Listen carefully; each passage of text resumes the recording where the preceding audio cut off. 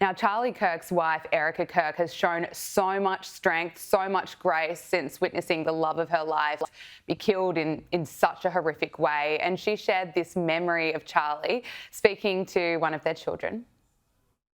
Storytelling. So we're here at Bill's Burgers in New York City, and right near this very table was the first time Dad met Mama. And it started as a job interview. And I was asking all these questions, philosophy, religion, Jesus. And then I realized Mama was beautiful and smart and elegant and Christ-like. And so I said, forget this job interview.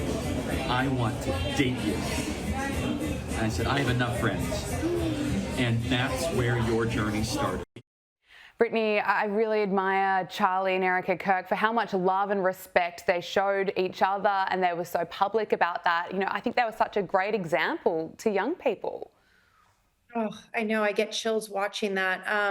Did you notice how when she's filming and he kept looking up at her at his while talking to his daughter? And I think this just encompasses so much about Charlie Kirk, of just how he was just first and foremost a man of God, man of his wife, just an amazing husband and devoted father. And you know, it's tough to watch. I know you got last week. You were so raw and real, and I think we all loved seeing that so much, because this is the effect he had on so many of us across the world, because this was really him. I mean, look at this. I mean, what a beautiful moment. You know, this is what he was preaching. This is what he was talking about. This is what he was debating, just getting back to, you know, finding God, finding a higher power, praying, being with family, putting them first. I just, yeah, I mean, it's the chilling video, and it's so sad, the entire thing. Thank you for saying that. I mean, so many of us right around the world are just absolutely heartbroken, because we all knew what Charlie was really like, as you say, man of God, and watching videos of him with his family, it's just devastating. Before I let you go, Brittney, I want to talk to you about the Emmys. The 77th Emmy Awards were presented on Sunday, and isn't it interesting? Not a single word was uttered at the awards about Charlie Kirk's murder, which is, of course, you know, the most high-profile killing of a political figure since the 60s in America. Although one award winner found time to make a political message, and this is part of Hannah Einbinder's Emmy acceptance speech. Take a listen. I just want to say, finally, go Birds, and free Palestine. Thank you. So F-ICE and Free Palestine. So an endorsement for Hamas, it seems, right there.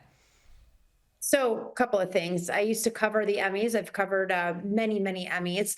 And progressively, I will say, it was getting more and more political and more progressive as the years were going by. And watching this the other night, first of all, I couldn't even watch it in its entirety because it was so bad.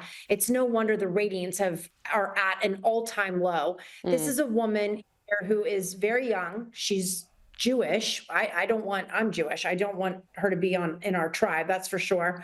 She's so delusional and brainwashed.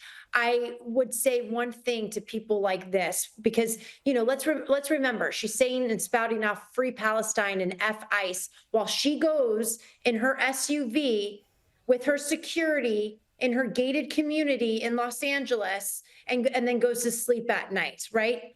Why don't you get a one-way ticket to Gaza and actually really educate yourself about the region and really understand what's going on there, versus using this platform to just spew disgusting stuff when you have such a following with these youngsters watching. You know, it was so disgusting to me. And I really hope she doesn't work again in Hollywood, because you know what? People are starting to wake up. Read your lines, read your script. You are a paid actor. You're not a politician. You're not out here trying to convince anyone of anything. Then go to Gaza. If you're that, if you want to do this, go to Gaza. Absolutely. Then you want to report back at the next Emmys. Yeah, isn't it interesting as well, some of the people who are celebrating Charlie Kirk's death, they claim to be supporters of the LGBTQI plus community, and at the same time they appear to be pro-Hamas. I mean, it's just so hypocritical. One last question before... So the hypocrisy is insane, especially out of Hollywood, and it's from some of these lefties. She tries to be this feminist, and yet did you see how they had to blur her? Hamas praised her, and they had to blur her off the shoulder dress, and yet she's this feminist. And it's like, do you even know what Hamas will do? There's the picture. Yes. There it is. Thank you.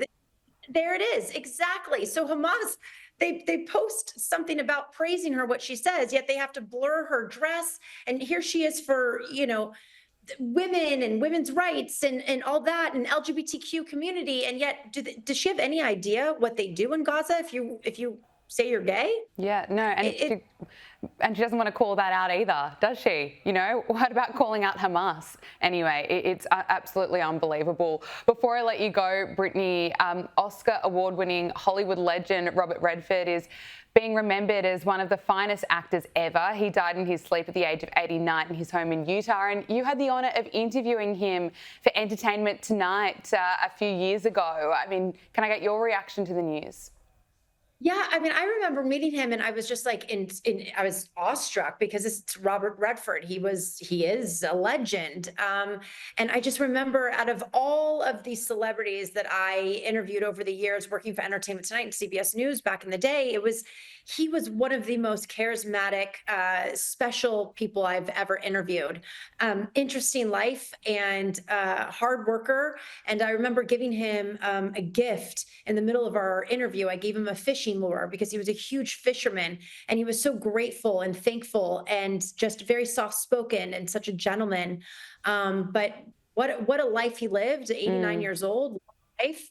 Maybe we all live that long, God willing. And yeah, I mean, he was a legend. They don't really make them like him anymore. No, they don't, do they? Brittney Hopper, independent journalist, thank you so much for joining us on Power Hour. Always so wonderful to speak with you. For having me and all that you do.